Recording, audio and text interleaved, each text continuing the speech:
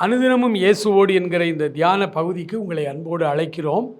ஆண்டவர் இன்றைக்கு இந்த 2025 தமிழ்நாட்டில் நடக்கிற இந்த ஊழியங்களை குறித்து பவுல் அப்போஸ்தலன் மூலமாய் கிபி 70 பிலிப்பியருக்கு எழுதும் பொழுது எழுதுகிறார்.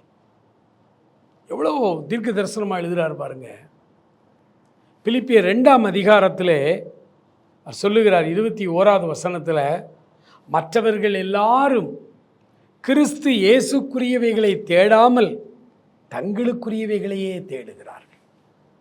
இன்றைக்கு நடக்கிற ஊழியத்தை அப்பட்டமாய் படம் பிடித்து முதல் நூற்றாண்டு திருச்சபையிலே சபைக்கு எழுதும் பொழுது எழுதுகிறார், மற்றவர்கள் எல்லாரும் கிறிஸ்து இயேசுவுக்குரியவைகளை தேடாமல் தங்களுக்குரியவைகளையே தேடுகிறார்கள். தங்களுக்கு பணம் தேவை, தங்களுக்கு ஆடம்பர வாழ்வு தேவை, தங்களுக்கு ஐஸ்வர்யம் தேவை, தாங்கள் சமுதாய அந்தஸ்திலே உயர்ந்தவர்களாய் இருக்க வேண்டும், அதற்கு ஊழியத்தை பயன்படுத்துகிற ஒரு கூட்டம் பேரை பார்க்கும். மற்றவர்கள் எல்லாரும் கிறிஸ்து இயேசுக்குரியவைகளை தேடல. பவுல் சொல்றாரு, கிறிஸ்து இயேசுக்குரியவைகளை தேடுகிறவர்கள் நம்மோடு ஊழியத்தில் இருக்கணும். கிறிஸ்து இயேசுக்குரியவைகள்னா ஆண்டவருக்கு எது தேவை? பொன், பொருள், காணிக்கை, அதை ஆண்டவர் எதிர்பார்க்கிறார்.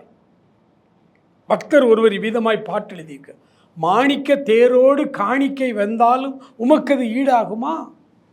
உலகமே வந்தாலும் உறவுகள் நின்றாலும் உமக்கது ஈடாகுமா என்று பாடல் எழுதியிருக்கிறார். உண்மைதானே?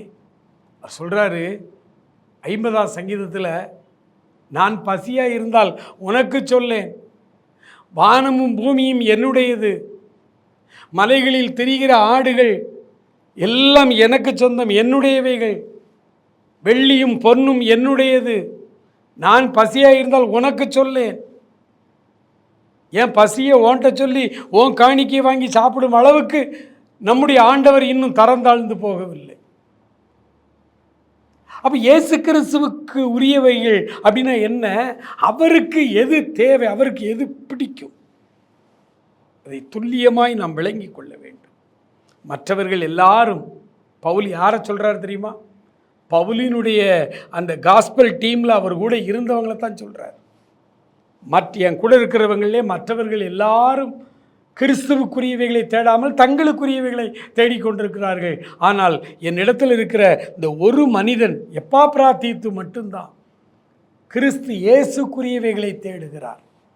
தகப்பனுக்கு பிள்ளை ஊழியம் செய்வது போல என் கூட அவர் இருக்கிறார் சொல்கிறார்.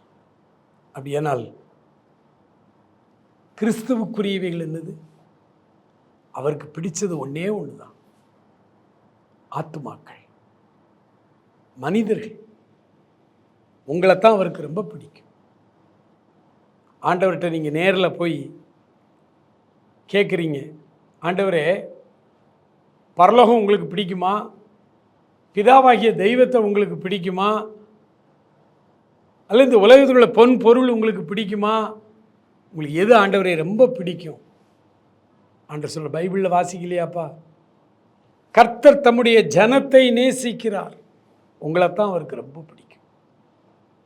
அதைத்தான் நம்ம தேடணும், வேற எதையுமே தேடக்கூடாது. அவரிடத்து காலை வேளையில் சொல்வீங்களா, ஆண்டவரே நான் கிறிஸ்து இயேசுவுக்குரியவைகளை மாத்திரம் தேட எனக்கு உதவி செய்யும். மற்றவர்களைப் போல ஆண்டவருக்கு தேவையில்லாத உலக சம்பத்தை தேடுகிற ஒரு ஆளாக நான் இருக்கக்கூடாது. ஆண்டவர் உங்களை ஆசீர்வதிப்பாராக. ஆமென்.